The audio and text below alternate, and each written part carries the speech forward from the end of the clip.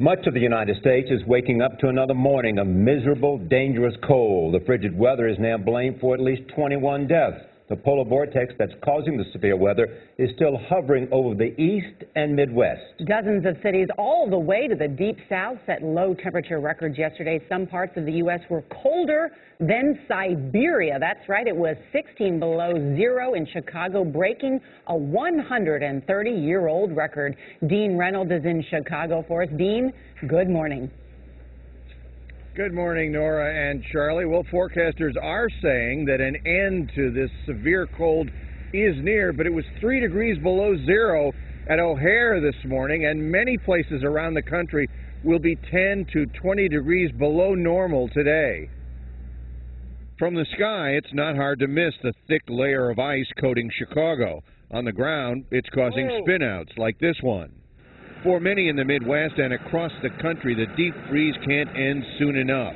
It feels like Antarctica. It's cold.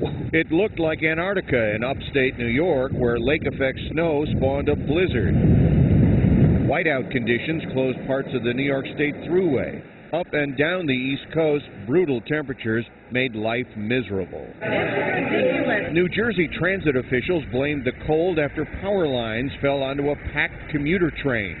1,000 frustrated passengers were stranded for 2 hours without heat. I have a baby at home and been waiting to go back to see the baby, so it's really frustrating for me. Tuesday's plummeting temperatures shattered records from Atlanta to New York City, where residents experienced the coldest day in 118 years.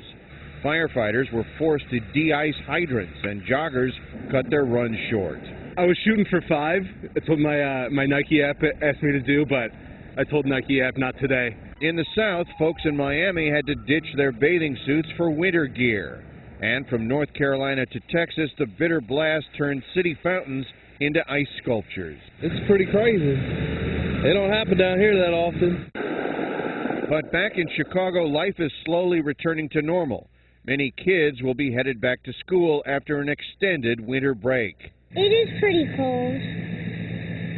But you can handle it. Yeah, I'm tough. Well, I think she'll have to be pretty tough because it's still very cold here this morning, and a predicted thaw this weekend will be very welcome. Nora, Charlie? Thanks, Dean.